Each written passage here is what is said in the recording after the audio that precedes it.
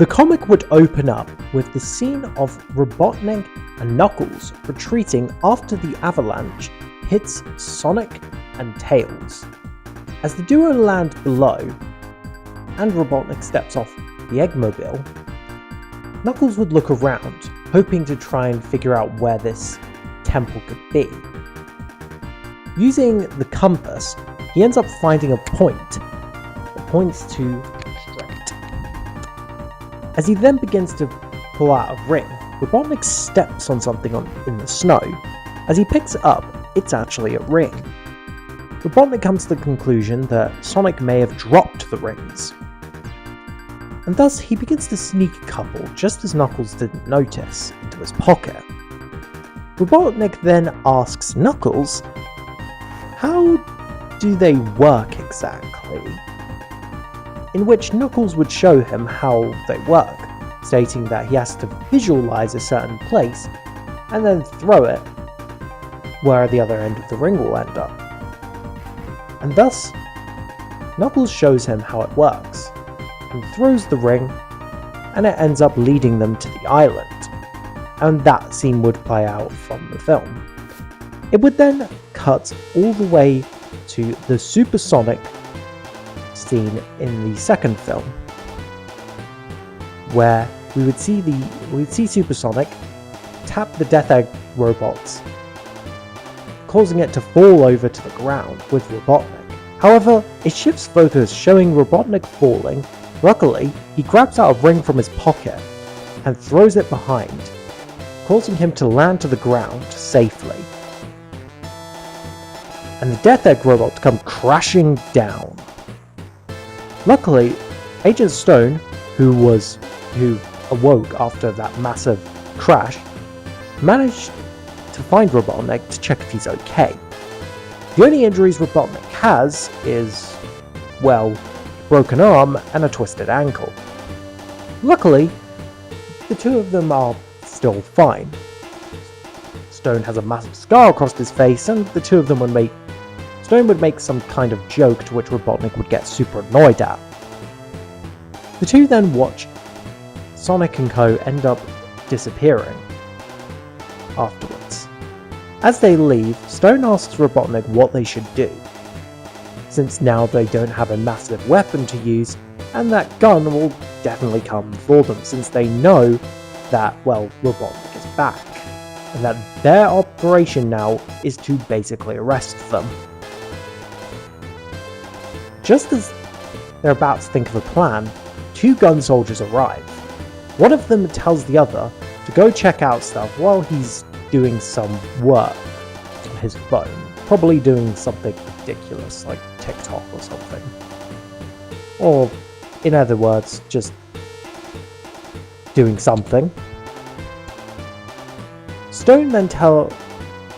Robotnik then tells Stone that he has a plan. The guard spots Robotnik, but Robotnik tells the guard to wait. He has a couple of words he wants to say before he arrests him.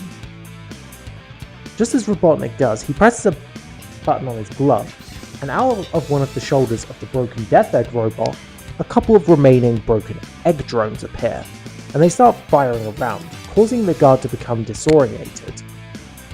And then, behind him, Stone, with a piece of metal, whacks him on top of the head, knocking out the guard. Robotnik would then order Stone to pick up the armor and to wear it. Then, afterwards, Stone would ask what do they do with the body, since they would find out anyway. Robotnik tells him that that's not a problem, as he pulls out a ring and chucks it. Where does he chuck it? The Mushroom Planet. He then tells Stone to throw him in, and throws in the guard anyway to the Mushroom Planet before it closes. Stone is a bit shocked, but says how on earth did he do that? And Robotnik shows these. It's how those little alien misfits got to this world, while holding out a ring. Then Robotnik hands Stone a communicator, telling him that he can communicate with him. Robotnik then uses another ring and uses his glove to summon his Eggmobile. He tells Stone that he's going into hiding into one of his old egg bases. Into one of his old hideout bases that's off-grid, somewhere located outside of Green Hills, Montana. Stone obliges with this order, tells him what does he do at this time, to which Robotnik says for him to stay low, to infiltrate G.U.N as a kind of spy for him, keep an eye on what goes on, and in any chance work his way up to gaining the trust of the commander, and in other words, get everything he owns off G.U.N's network. Stone agrees, and Robotnik retreats. Just then, a bunch of G.U.N helicopters and tanks arrive, with Commander Walters and his second higher-ups coming in. They begin to ask questions to, the two G.U.N agents who are investigating. One of them asks, who is Commander Walters' second in command, asks, where is Robotnik? Any sign of any body at all? Or Stone? To which Stone replies, in a very different voice, that there is no sign of Robotnik or Stone. None whatsoever.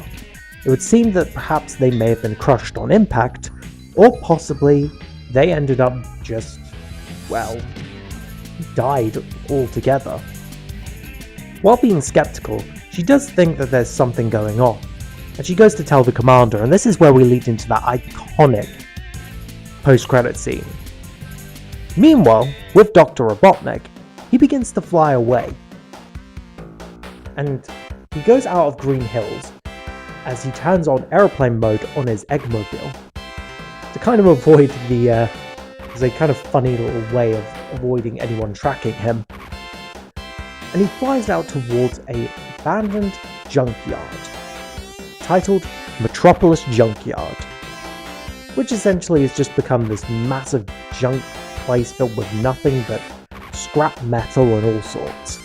Robotnik would enter in through the shed and press a few buttons, and as he does, it turns into an elevator. And as he walks straight in, besides his injuries, which include a broken arm and, of course, a broken ankle. He enters in, and as the lights turn on from underground, it's a massive laboratory with a bunch of Badniks and different rooms, especially with the many different parts. Robotnik would sit down, just overlooking certain things, as he ends up getting a cast made by none other than his other Badniks, which include the Motorbug and Crab Meats, all assisting Robotnik. Meanwhile, during all of this, in a gun base, Commander Walters calls everyone for a little special meeting, with Stone there.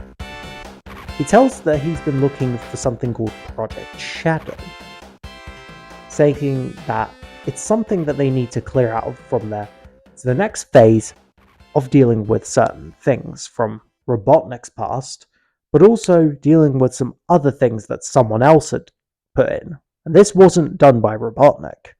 They've found a location in Mount Everest. And, after that, it cuts back to Robotnik, who immediately is just stressed. He begins to relapse all of the different things, all of his failed attempts to try and take out the Hedgehog once and for all. And we would see flashbacks of this, like the drone capture with that massive tank in the first film, or when he chased down Sonic using the egg pod, or in the second film when he attempted to try and destroy Sonic with the Death Egg robot.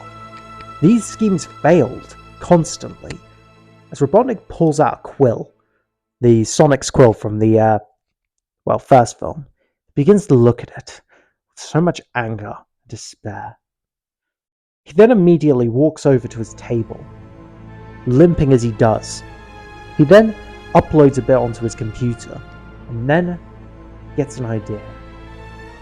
He begins to think, since he has all the time in the world in hiding and a massive junkyard of resources, he could build something extraordinary.